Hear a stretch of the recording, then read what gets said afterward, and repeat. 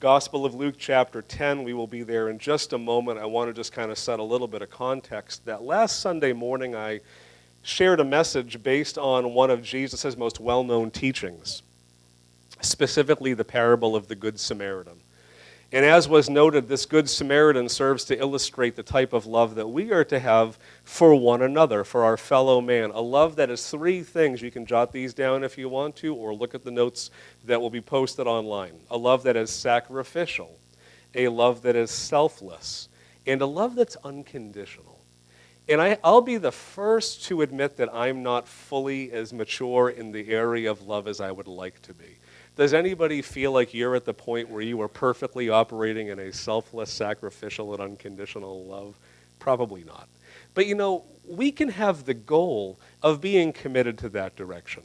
And Lord willing, I'll be more loving today than I was yesterday. And I'll be more loving this year than I was last year, or 10 years ago, or 20 years ago.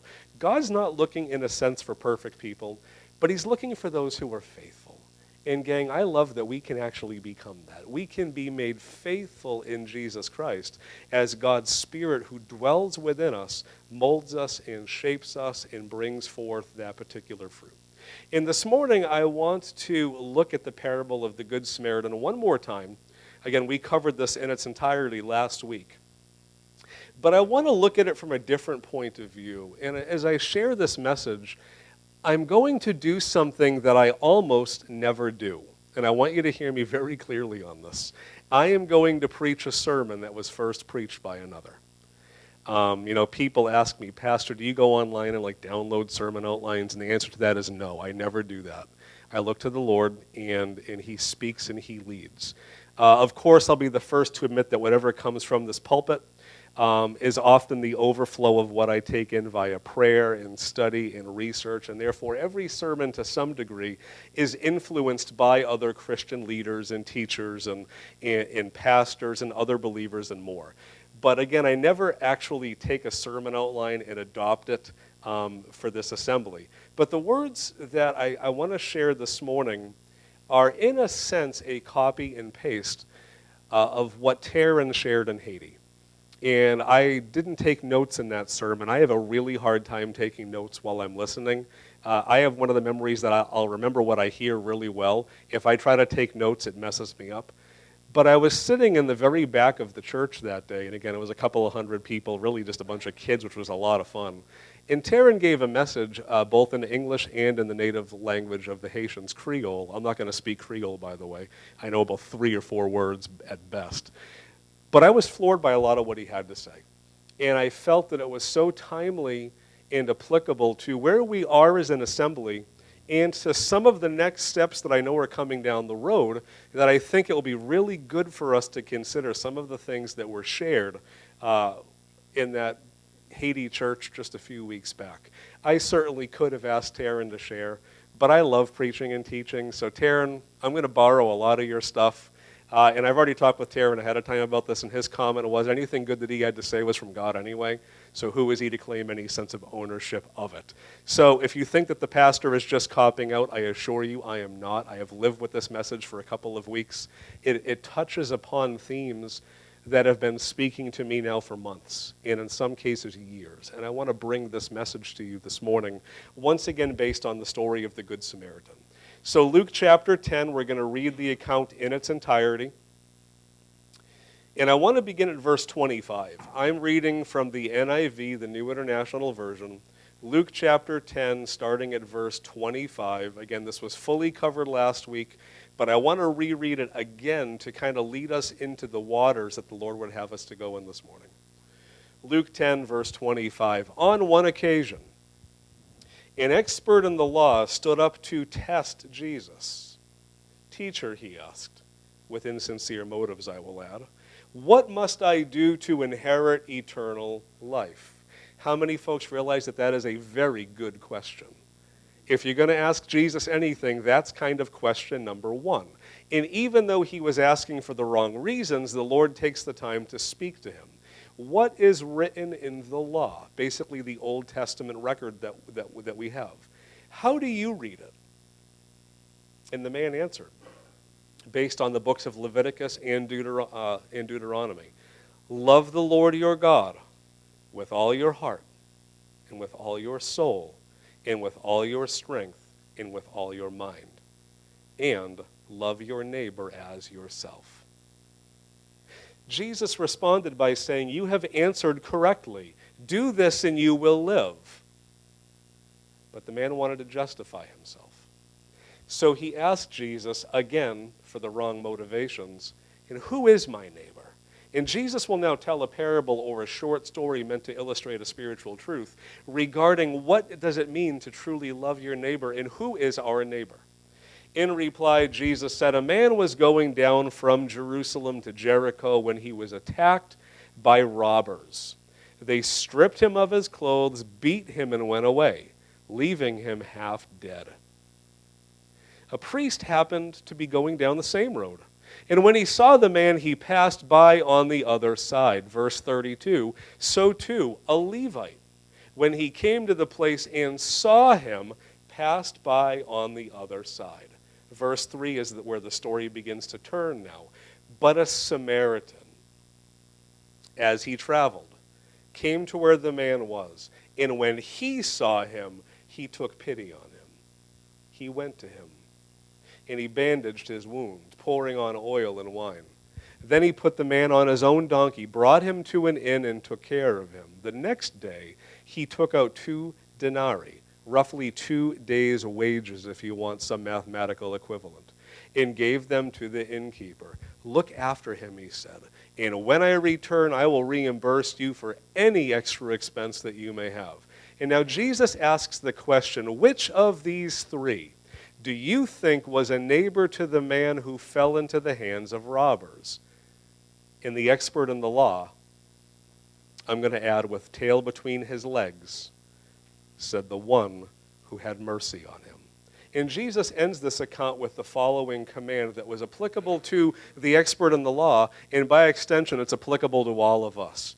You go and do likewise. And we spent some time last week looking at the love that this Good Samaritan demonstrated versus the indifference and the apathy manifest in the actions of the priest and the Levite, these prominent religious leaders and pillars of the community. And this morning I want to build on that theme a little bit, and I want to consider the Good Samaritan as an agent of compassion. If you want to write that down, you can feel free to write that down. Much of this message is going to center upon that idea of that this man, this Good Samaritan, served as an agent of compassion. What do I mean by that? A vehicle or a conduit of God's love. How many of us realize that as Christians, as devout followers of Jesus Christ, we are called to be agents of compassion in vehicles of God's love to a lost, broken, and hurting world? It's all of us. Don't turn there, but listen once again to the verse found in James 1, verse 27. Religion that God our Father accepts as pure and faultless as this, to look after widows and orphans in their distress, and to keep oneself from being polluted by the world. Really what we see in James 1 is there's this twofold element of what pure and faultless religion is. One is a dedication to holiness. You know, many churches in our country and in our culture are so worldly that they're no heavenly good. Anything goes. Sin is not preached against, it's condoned, and in many churches and from many pulpits, it's actually celebrated. Lord have mercy on very, very wayward churches. But biblical holiness in being devoted to the things of God is not the end-all and be-all of our faith. There is another component that has to be fully in operation if we are going to call our religion pure and faultless and the kind that God our Father happily accepts. We have to be agents of compassion. We have to be a people who are willing to show compassion in God's love in actual, practical, hands-on, we're going to roll up our sleeves and get them dirty service. And that's the part of Christianity that the other extreme of Christians may not be so good at. There are some churches that are wonderful at preaching a holiness message, and they are separated from the world, but they're not known for being the most loving people or for being the kind of people that will go and help in a great time of need. And there are churches that are so lovey-dovey that everything goes, and there's no place for truth or holiness. Gang, the answer is both. Christianity is not an either-or option. It's both, and we have to find ways to navigate that. So therefore, in light of this, if we are going to be Christians, love cannot just be a noun that we happily talk about on Sundays, but it has to be a verb that manifests in how we live. If I were to place the phone calls, and maybe I'll do this one day, and I were to talk to your spouse, tell me the degree to which your husband or your wife demonstrates biblical, unconditional, selfless, and sacrificial love. You hear the crickets? Because we know. And again, if you fall short, welcome to the club. The issue here is not, are you perfect in this? It's, are we committed to this? If I were to ask the kids downstairs, tell me about how mommy and daddy love you, what might they say? If I were to ask your boss, if I were to ask the people that work under you or your peers, if I were to ask your neighbors, what might people say about you? And again, we are not to be a people that are moved by the opinions of others in some degrees, because there are many areas of life I genuinely don't care what people think about me. I mean that sincerely. But we need to be very careful about, are we living a life that reflects holiness and love? And if the answer to that is no, or people aren't sure of that, then we have to do a little bit of introspection and say, okay, God, where's the break in the linkage whereby your work in me is producing the corresponding fruit? Because I don't know about you, but I want to be the kind of person that I'm a Christian for real. Because I derive no benefit of just being here and doing this, in a sense. Let's all be more, and let's all continue to commit. So I want to put forth this morning an illustration for you. And it's the example of the Good Samaritan, because I think in so many ways the Good Samaritan is a wonderful, shining example of what it means to be an agent of compassion. How many people learn best by example? You learn by watching other people. That's how I am. You can tell me, be loving, but if I can see love in action and what it means, then the odds of me receiving that lesson and putting it into place are much, much greater. And I want to give you 4 or 5 points this morning. And if you want to write these down, again, feel free. If you want to just listen, you can download these notes at any point online once the sermon is posted. And again, if you're joining us online, may the Lord truly, sincerely bless you as he opens your heart to hear this word. Point number 1, if we are to be, and the choice is ours, agents of compassion. Number 1, we must first recognize or see the pain of others. In other words, you really can't work to solve a problem if you're not even willing to see the problem. It never ceases to amaze me how oblivious people can be to the needs of others. And I'm going to personalize this, and I'm going to say ouch to myself. It never ceases to amaze me how oblivious I can be to the plight of others.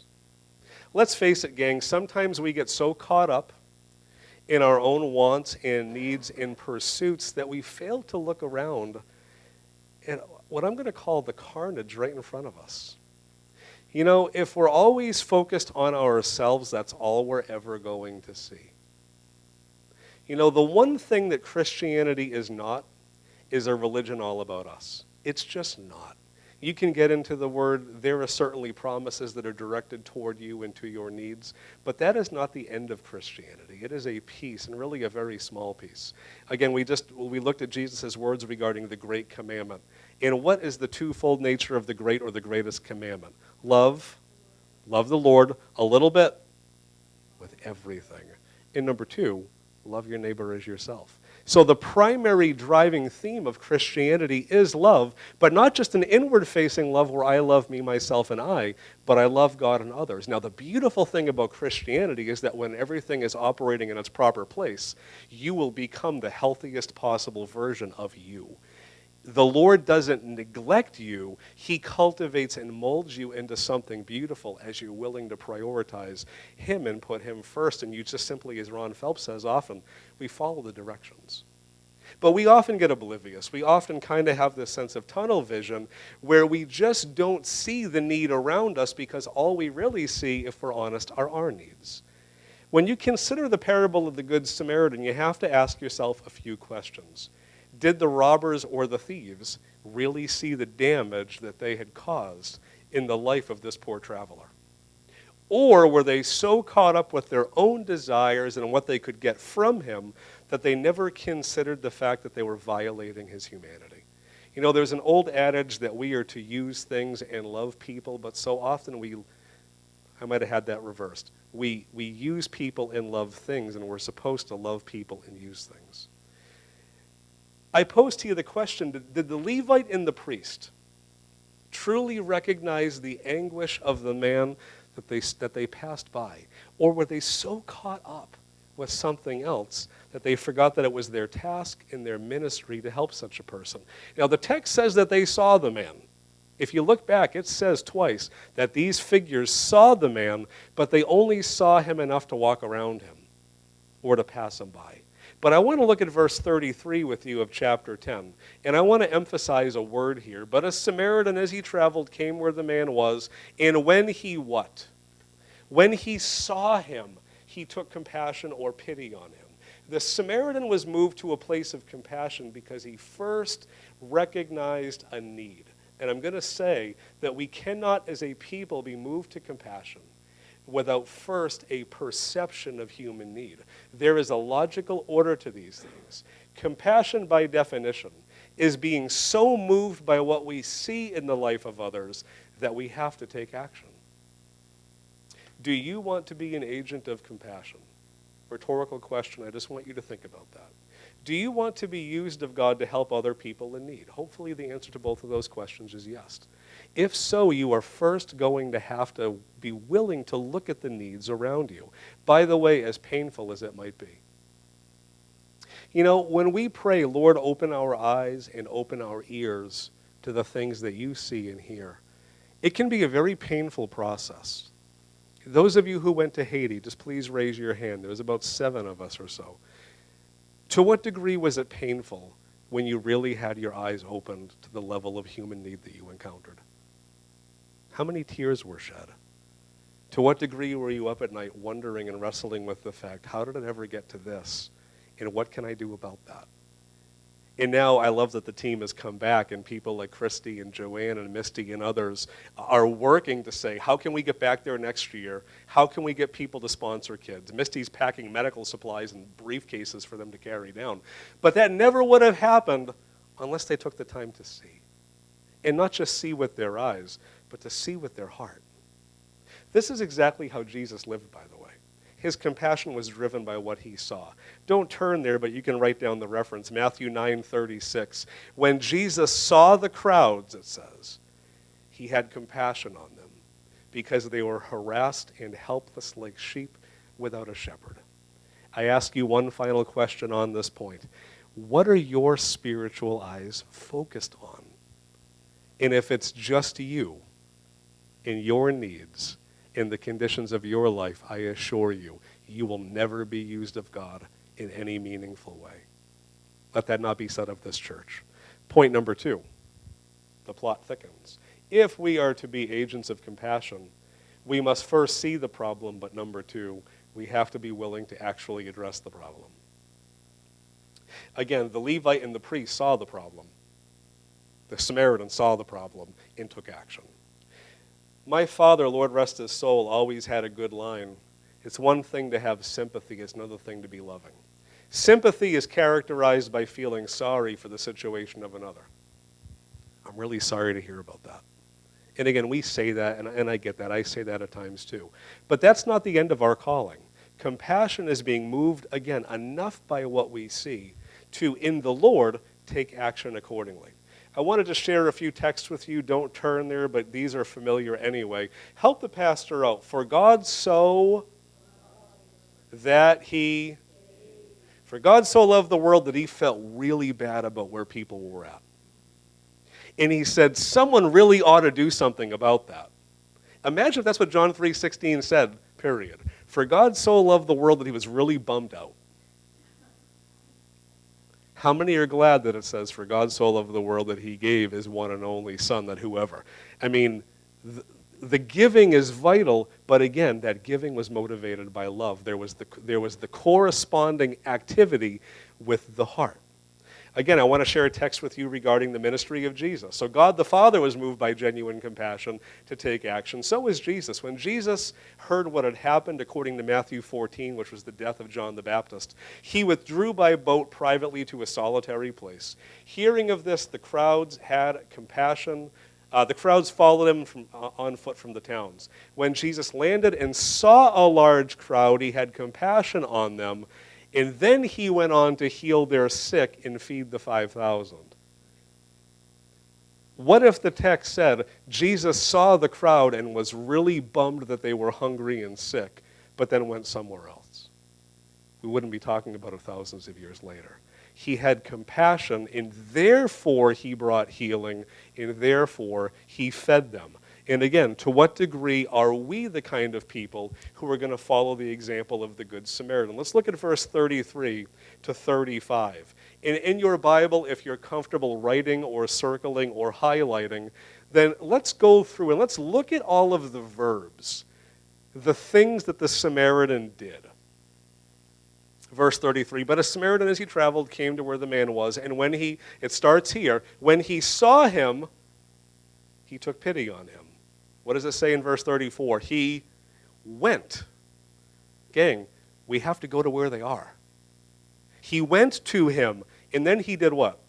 He bandaged his wounds. Gang, I bet that's pretty messy. I am not a nurse. I was in nursing school at one point, way back when. I really was. Well, a different story for a different time. I apologize for the rabbit trail online.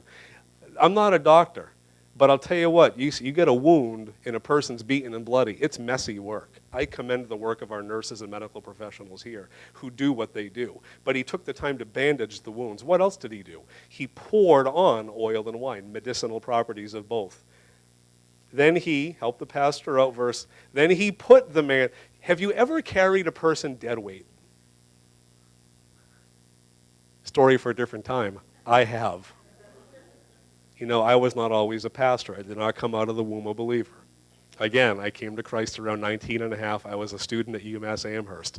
A lot of stuff happens at UMass Amherst that will stay there. I have carried a person dead weight. To physically pick up a person and put them up on a donkey just on your own alone is an act of God, in my opinion. And then he took him to an inn and did what there? He took care of him. Again, more time, more effort. The next day, he spent the night. I've had a lot of sleepless nights recently with the little one. No fun, by the way. 1, 3, 4 in the morning. This guy's up all night tending to the wounds, applying new cloths, watering it down. Are you okay? Can I get you a cookie? But the next day, the story continues. What else he did? He took out. Now we're talking where the money really meets, where the rubber meets the road. He was willing to pay some stuff. He took 2 days' wages. Now, that is a relative term. If you're worth a lot of money, 2 days' wages might be a huge sum. If not, it might be a small sum. But either way, 2 days' wages is a lot for you, no matter what end of the spectrum you fall on. And he gave them to the innkeeper, saying, look after him. And when I get back, in other words, I'm going to have to come back, take the time out of my schedule to get back to this place. I will do what? I will reimburse you for any extra expense that you may have. I have the words highlighted in my notes. Went, bandaged, pour, put, brought, took care of, took out, gave, reimburse. It's one thing to see the problem. It's another thing to say, Lord, you have put me in this place to help deal with it, and I'm going to use what you have given me to do that. Each of these demonstrates something well beyond sympathy. They demonstrate compassion. He was moved, so moved by the needs of the man, that he took demonstrable action. Again, I ask you, do you see the needs around you? If so, what actions are you prayerfully, that's a key word, willing to take?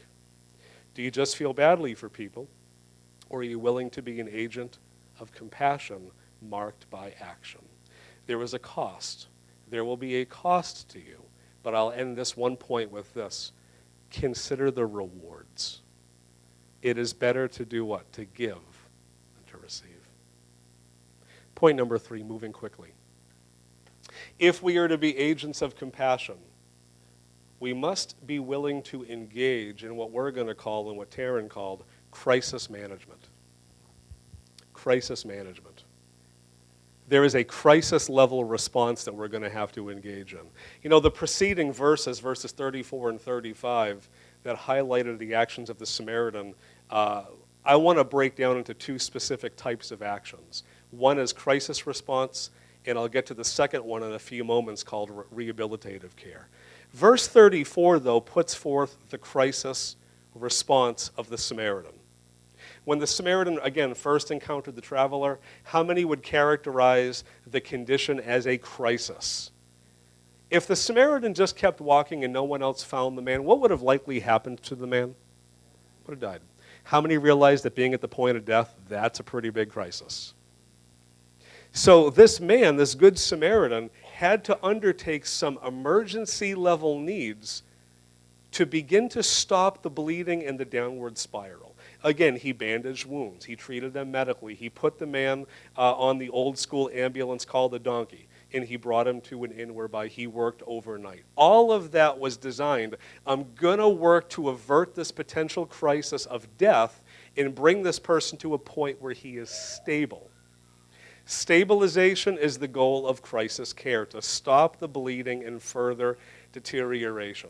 Let me give you a few examples. When a friend calls you with the news that they're about to be evicted, how many folks realize that is a crisis? There's a couple things that you can do potentially as you pray and seek the Lord regarding that in terms of crisis care. You can help them financially and help to pay the bill. That happens. Or you can offer them a room at your place. Again, it's one thing to say, I'm really bummed to hear about the eviction. It's another thing to say, I'll cut you a check and help catch you up. Or if you get booted, you can come live at me with my place and with my family. When a relative calls you at 2 in the morning with an emergency prayer request, it's one thing to say, dude, it's really late and I'm tired, talk to me at 7. And it's another thing to take the hour or two and pray with that person and offer them counsel in the Lord as needed. Or just to serve as a listening ear and say, I may not be able to relate, but I'm here for you as you need it. When a neighbor confides in you that they're caught up in a broken marriage, the crisis level response would be to pray with them and to counsel them that divorce is just not a good option and that further steps can be taken. And when someone is facing the loss of a loved one, crisis level response might be a phone call. It might be a card. It might be the making of a good meal. But it's an immediate action where the goal is to bring a little bit of stability and normalcy to what is a deteriorating situation. I want to just make a note that the church often engages in what we call crisis care. Pastors, ministry heads, and members of the board often work to stop declining situations. We work to stop the bleeding. Maybe it's a broken marriage, toxic conflict, financial needs, etc. But it's often our effort at such times to stop the situation from worsening, that there might be a sense of stability in a spiraling situation. There is a time when the Lord calls upon us to engage in crisis level care. But more has to come after that. And this is the fourth point. If we're going to be agents of compassion, we must be willing to engage in the rehabilitation of that person. Look at verse 35. After he did all the bandaging of the wounds and taking him to an inn, etc., next day he took out 2 denarii and gave them to the innkeeper, saying, look after him, and when I return, I will reimburse you for any extra expense that you may have. In other words, the end of the crisis, when the person was no longer bleeding, was not the end of the story for the Good Samaritan. It was not enough to save the man from the crisis. It was now time to work the process of rehabilitation so that the man could be restored to a place of wholeness. Again, it's worth noting that crisis care is about stability. Rehabilitation is about restoration to a place of health. That is much more of a process. And I want to just note 2 things quickly on this point. Oftentimes, rehabilitation will come at personal cost and often include outside help. Again, the Samaritan, he gave extra money to help with the need, correct? 2 days' wages to help. And he also solicited the help of the innkeeper. Now let's be a bit more specific about this. You helped that friend avoid eviction by paying a bill or taking them in. That's crisis care. You want to know what rehabilitation is? Sitting down with that person and saying, what brought you to the place where you couldn't pay your bills? Do you need to learn how to budget? Do you need to learn how to tithe so that the Lord can add his blessing and favor to the money that you do have? Look at me very, very clearly. I'm going to talk about something I don't talk about often, and that's money. Many of your problems, it's not a lack of money. It's a lack of God's blessing on the money that you have. How many people, don't raise a hand, but you consistently give to the Lord and you will say, he always supplies. Yeah, he does. You know, many of you say, I can't afford to give. Keep living that way. It's worked well for you so far. You got to change some stuff. Insanity is doing the same thing, expecting a different result. You helped that relative who called you at 2 in the morning with an emergency prayer request, and you prayed and counseled and went back to bed. That's crisis care. Rehabilitation is calling up the following day, and if need be, the day after. It's having that lunch and saying, let's talk about this thing. Maybe include the pastor or a member of the board or Patty if it's a woman or a Byron or a Taryn if it's a man, and saying, let's talk about what the next piece is. You help that neighbor realize in one conversation or two that divorce wasn't a good option. That's crisis care. Rehabilitation is showing up the next day saying, why don't we look into getting some counseling? And why don't I help you find a really good Christian counselor? I'm even willing to help pay a few months if it'll really help get you across that threshold for the help. Or let's call the pastor and sit down and talk through the thing. Maybe you sent a card and you made a good meal for the person who faced a recent loss. That's crisis care, and it's wonderful and it's blessed. Rehabilitation is spending time with them 2 months after and saying, how is it going? Pastors, ministry heads, and members of the board are often willing to engage not only in crisis management, but rehabilitation, to bring a person from a place of catastrophe to stability and then to true health and wholeness. And I want to just say this lovingly, and it's not meant to be a criticism, but you know, as a pastor, I'm often disheartened that many people are willing to receive crisis care, but they're not willing to engage in the process of actual restoration and rehabilitation. What I mean by that is, Pastor, I'm thankful that you helped pay the bill for next month so we can stay in our place. But the phone goes awfully quiet when we talk about, let's meet next week about budgeting. And what eventually happens, and I've seen it enough times in 15 years of full-time ministry now, it's not long before we're at the same mountain again.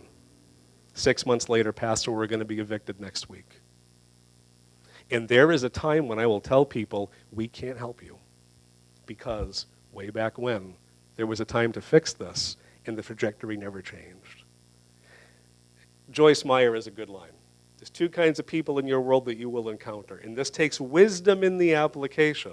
There's the kind of person, they're in a hole, and God has put you in their life to help pull them out.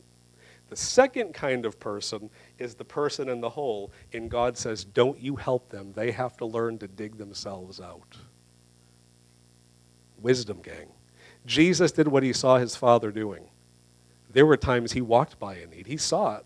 He recognized it. But the Lord said no. It's tough. It's really hard. And again, it takes wisdom to apply that. Rehabilitation is vital. How many people have we helped financially at times, and they go on, or emotionally, or in terms of their marriage, and they go on and they take the rehabilitative care, and they get the help, and they're never the same. And their life goes on to be this wonderful, shining example of what God can do in their lives and in the world. And they work to inspire and help others, because the comfort that we receive is the comfort that we're to pay forward to others in their time of need. Final point. Are you with me this morning? I have 5 minutes left. I might even go 10. I'm so excited. If we're to be agents of compassion, we have to see the problem, be willing to address the problem, engage in crisis care, do some rehabilitative work, and finally, and this is the toughest of the points, and I'm going to add the most foreign, and this is the point that told me and the Lord I need to preach this message to New Life.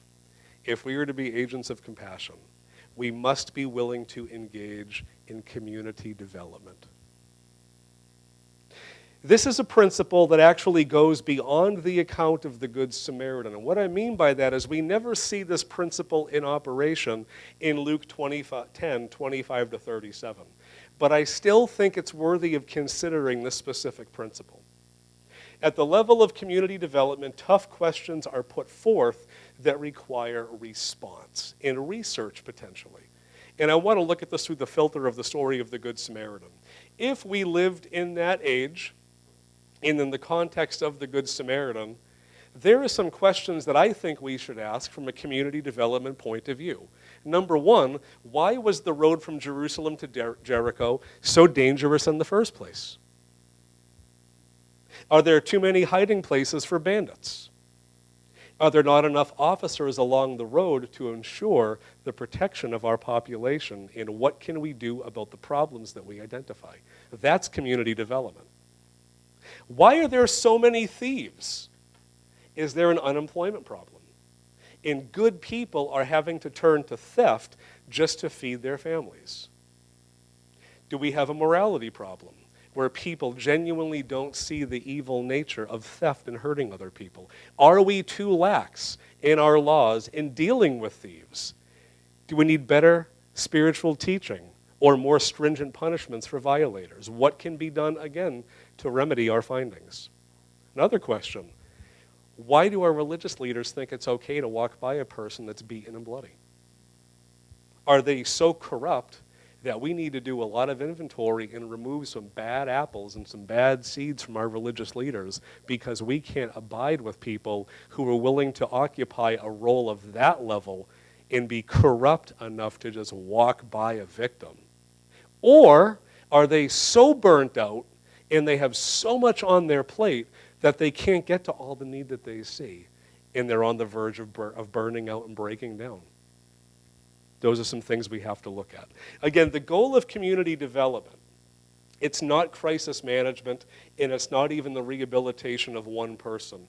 It's to work to ensure that such a scenario never happens again to anyone else. Where you see this poor person who was beaten and bloodied and robbed and say, we're going to help this guy, but what can we do as a people to say it's not going to happen again in our town? That's a different level of thinking that requires some other things of us. I want to just make a note that we often, as the North American Church, have a difficult time answering these kind of questions. And I want to identify why we have outsourced so much of what should be our job to the government. This coming Tuesday, we all have the right and the privilege to vote, and we should. I'm not going to ask you, hey, did you vote, or who did you vote for? Not my business in a sense. I will encourage you to vote. And here's the key, no matter who gets into office, pray for your leaders, even if they're crazy. Do you realize that when Paul said pray for your leaders, Nero was on the throne? He was a nut. And Paul's like, you submit and you pray.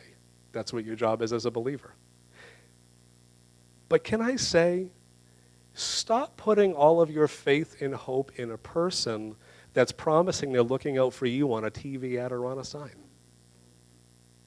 Because I assure you, in a couple of years, no matter who's in office, it'll be pretty much the same. I'm not Debbie Downer, but let's be honest. It is what it is. What if we should stop saying about our political leaders, when are they going to do their job, and start saying, what's holding me back from doing mine? Ouch. You know, gang, God never called a leader, in a sense, to be the light of the world and the salt of the earth. He's called us to be that. So as a church, maybe it's time that we ask some tough questions of the neighborhood and the area that we live in. Why is there such poverty in our area? Don't think I'm going to answer that question. I'm putting forth questions because this is, again, Lord willing, the beginning of some conversations. Why is there such poverty in our immediate area? And what are the best ways to tackle the issues that drive our poverty? Why are there so many broken homes and marriages in our area? I love South Barrie. It's a ton of single moms, and I respect single moms. I'll tell you what, having a wife and we're trying to raise one kid, I look at people that raise multiple kids on their own, my hat's off to you. You are superheroes, in my opinion. I mean that sincerely. But why are so many homes broken? What are the driving factors that cause people to never marry or to pull the plug on their marriage? And what can the Church of Jesus Christ do to help with that? And again, if you're divorced here or you're in a conflicted marriage, I don't want you to walk away feeling guilty and ashamed and embarrassed. But we as the church do have to ask this because we're called to be a part of the solution, not the problem. Why is our area, final question, and there are many more could be, why is our area so particularly addicted to substances? What are the best ways to tackle those particular issues of alcohol, drug abuse, gambling, and beyond? It's one thing to help a person in crisis. It's one thing to help a person go through the process of restoration. But it's a different animal entirely to look at your community and say, what are we going to do individually and corporately to help ensure that these things don't continue to happen?